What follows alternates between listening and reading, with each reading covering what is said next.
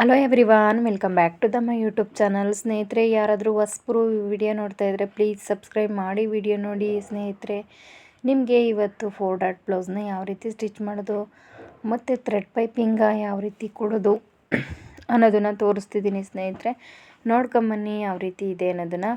ಮೊದಲಿಗೆ ನೋಡಿ ಸ್ನೇಹಿತರೆ, ನಾನು ಥ್ರೆಡ್ ಪೈಪಿಂಗ ರೆಡಿ ಮಾಡಿ ಇಟ್ಕೊಂಡಿದ್ದೆ. ಅದನ್ನು ಈ ರೀತಿ ನೀಟಾಗಿ ಕೊಟ್ಟು ಸ್ಟಿಚ್ ಮಾಡಬೇಕು. ನಾವು ಕೊಡೋದಕ್ಕೂ ಮುಂಚೆ ನಾವು ಕರೆಕ್ಟಾಗಿ ಎರಡೂ ಒಂದೇ ಸಮ ಇಟ್ಕೊಂಡು ಟಿಕ್ ಮಾರ್ಕ್ ಹಾಕ್ಕೊಂಡು ಈ ರೀತಿ ಕೊಡಬೇಕು.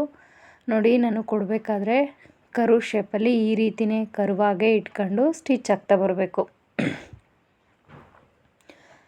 ನೋಡಿ, ನಾನು ಯಾವ ರೀತಿ ಕರು ಶೇಪಲ್ಲಿ ಕರು ಥರ ಇಟ್ಕೊಂಡು ನೀಟಾಗಿ ಸ್ಟಿಚ್ ಆಗ್ತಿದ್ದೀನಿ ಅನ್ನೋದನ್ನು. ಅದೇ ರೀತಿ ನಾವು ಮೇನ್ ಫ್ಯಾಬ್ರಿಕ್ಕು ಸೀದಾ ಮಾಡ್ಕೊಂಡು ಥ್ರೆಡ್ ಪೈಪಿಂಗ್ ಕೊಟ್ಟಿರೋದನ್ನು ಒಳಗಡೆ ಕೊಟ್ಟು ಈ ರೀತಿ ಸ್ಟಿಚ್ ಹಾಕೋಬೇಕು. ನೋಡಿ, ನಾನು ಯಾವ ರೀತಿ ಸ್ಟಿಚ್ ಹಾಕ್ತಿದ್ದೀನಿ ಅನ್ನೋದನ್ನು.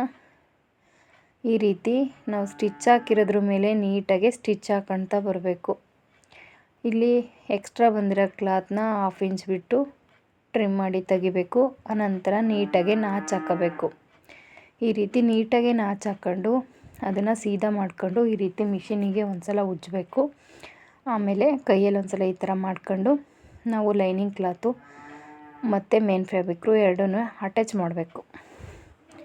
ಈ ರೀತಿ ನೀಟಾಗಿ ಅಟ್ಯಾಚ್ ಮಾಡ್ಕೊಳ್ತಾ ಬರಬೇಕು. ಎಲ್ಲೂ ರಿಂಕಲ್ಸ್ ಬರಬಾರ್ದು ಅಂತೇಳಿ ನೀಟಾಗಿ ಕ್ಲಾತ್ನ ಜರುಗಿಸ್ಕೊಂತ ನೀಟಾಗಿ ಅಟ್ಯಾಚ್ ಮಾಡ್ಕೋಬೇಕು. ಎಕ್ಸ್ಟ್ರಾ ಬಂದಿರೋಂಥ ಕ್ಲಾತ್ನ ಟ್ರಿಮ್ ಮಾಡಿ ತೆಗಿಬೇಕು. ನೋಡಿ, ನೀಟಾಗಿ ಅಟ್ಯಾಚ್ ಮಾಡ್ಕೊಂಡು ಎಕ್ಸ್ಟ್ರಾ ಏನಾದರೂ ಕ್ಲಾತ್ ಬಂದರೆ ಅದನ್ನು ತೆಗಿಬೇಕು. ನಿಮಗೆ ಹೊಸಬ್ರು ಗೊತ್ತಾಗಲ್ಲ ಈ ರೀತಿ ಅಟ್ಯಾಚ್ ಮಾಡೋದಕ್ಕೆ ಅನ್ನೋರು, ನೀವು ನೀಟಾಗಿ ಗುಂಪಿನ ಹಾಕ್ಕೊಂಡು ಅಟ್ಯಾಚ್ ಮಾಡ್ಕೋಬಹುದು.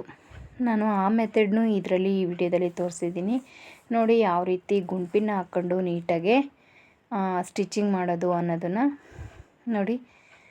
ಇವಾಗ ನಮ್ಮದು ಇನ್ನೊಂದು ಕ್ಲಾತ್ನ ಅಟ್ಯಾಚ್ ಮಾಡೋದಕ್ಕೆ ನಾನೀಗ ರೆಡಿ ಮಾಡ್ಕೊಂಡಿದ್ದೀನಿ. ಅದನ್ನು ಅಷ್ಟೇ ಸೀದಾ ಕ್ಲಾತ್ನ ಇಟ್ಕೊಂಡು ಸೀದಾ ಇರೋದಕ್ಕೆ ನಾವು ಥ್ರೆಡ್ ಪೈಪಿಂಗ್ ಕೊಟ್ಟಿರೋದನ್ನು ಉಲ್ಟಾ ಮಾಡ್ಕೊಂಡು ಈ ರೀತಿ ನೋಡಿ ಒಳಗಡೆ ಮುಖ ಮಾಡ್ಕೋಬೇಕು. ಅದನ್ನು ಆ ರೀತಿ ಮಾಡ್ಕೊಂಡು ನೀಟಾಗಿ ಸ್ಟಿಚ್ ಹಾಕ್ಕೊಬೇಕು.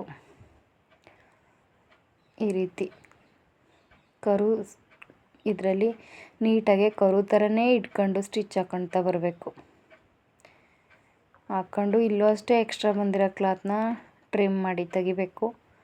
ನೀಟಾಗಿ ನಾಚು ಹಾಕ್ಕೊಂಡು ಸ್ಟಿಚ್ಚಿಂಗಿಗೆ ಒಂದು ಪಾಯಿಂಟ್ ಬಿಟ್ಟು ನೀಟಾಗಿ ನಾಚು ಹಾಕ್ಕೊಬೇಕು.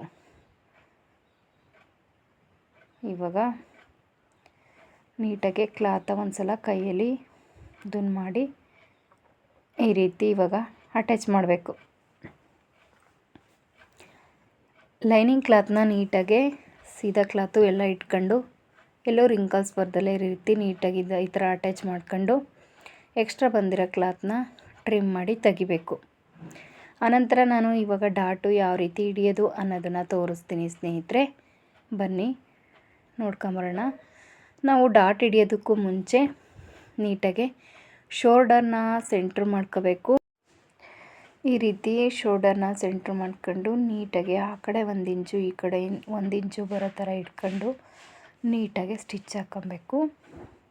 ಅದೇ ರೀತಿ ರಿಂಗ್ ಕಡೆನೂ ಅಷ್ಟೇ, ಉಕ್ಸ್ ಕಡೆನೂ ಅಷ್ಟೇ 1/4 ಇಂಚ್ ಗ್ಯಾಪಲ್ಲಿ ಈ ರೀತಿ ಸ್ಟಿಚ್ ಹಾಕ್ಕೊಬೇಕು. 2 2.5 ಲೆಂತು ಹಿಡಿಬೇಕು. ಅದೇ ರೀತಿ ಆರ್ಮಲ್ ಸೈಡು ಆಪೋಸಿಟ್ ಇಟ್ಕೊಂಡು ನೋಡಿ ಈ ರೀತಿ 3.5 ಲೆಂತಲ್ಲಿ ಸ್ಟಿಚ್ ಹಾಕ್ಕೊಳ್ತಾ ಬರಬೇಕು. ಎಲ್ಲದಕ್ಕೂ 2 ಸ್ಟಿಚ್ನ ಹಾಕೋಬೇಕು. ನೀಟಾಗಿ 2 ಸ್ಟಿಚ್ನ ಹಾಕಬೇಕು. ನೋಡಿ ಯಾವ ರೀತಿ ಕಪ್ಸ್ ಬಂದಿದೆ ಅನ್ನೋದನ್ನು. ಅದೇ ರೀತಿ ಇನ್ನೊಂದೂ ಅಷ್ಟೇ ನೀಟಾಗಿ ಶೋಲ್ಡರ್ನ ಸೆಂಟ್ರ್ ಮಾಡ್ಕೋಬೇಕು. ಮಾಡ್ಕೊಂಡು 1 ಇಂಚು ಗ್ಯಾಪಲ್ಲಿ ನೀಟಾಗಿ ಈ ರೀತಿ ಡಾಟ್ನ ಹಿಡಿಬೇಕು. ಅದಕ್ಕೂ ಅಷ್ಟೇ 2 ಸ್ಟಿಚ್ನ ಹಾಕ್ಕೊಳ್ಬೇಕು. ನಾನು ಡಾಟ್ನ ಯಾವ ರೀತಿ ಹಿಡಿದ್ರೆ ಏನೇನು ಪ್ರಾಬ್ಲಮ್ ಆಗುತ್ತೆ ಅನ್ನೋದನ್ನು ಒಂದು ವಿಡಿಯೋ ಮಾಡಿದ್ದೀನಿ. ಆ ವಿಡಿಯೋ ನೋಡಿ ಗೊತ್ತಾಗುತ್ತೆ ನಿಮಗೆ. ಅದರಲ್ಲಿ ಯಾವ್ಯಾವ ಸ್ಟಿಚ್ನ ಎಷ್ಟು ಲೆಂತಲ್ಲಿ ಹಿಡಿಬೇಕು ಅಂತಲೂ ಸಹ ಹೇಳಿದ್ದೀನಿ. ನೋಡಿ, ನಮಗೆ ಈಗ ಕರು ಥರ ಕಾಣಿಸ್ತಿರಬೇಕು ಆರ್ಮಲ್ ಸೈಡು ನಾವು ಡಾಟ್ ಹಿಡಿಯೋದು. ನೋಡಿ ಈ ರೀತಿ ಸ್ಟಿಚ್ ಹಾಕ್ಕೊಳ್ಬೇಕು. ನೋಡಿದ್ರಲ್ಲ ಸ್ನೇಹಿತರೆ ಯಾವ ರೀತಿ ಇದೆ ನಮ್ಮ ಕಪ್ಸು ಅನ್ನೋದನ್ನು. ಈ ವಿಡಿಯೋ ಇಷ್ಟ ಆದರೆ ಪ್ಲೀಸ್ ವಿಡಿಯೋಗೊಂದು ಲೈಕ್ ಮಾಡಿ, ಶೇರ್ ಮಾಡಿ, ಸಬ್ಸ್ಕ್ರೈಬ್ ಮಾಡಿ. ನಿಮ್ಮ ಅನಿಸಿಕೆ ಅಭಿಪ್ರಾಯಗಳನ್ನು ಕಮೆಂಟ್ ಮೂಲಕ ತಿಳಿಸಿ ಸ್ನೇಹಿತರೆ. Thank you. Take care. Bye.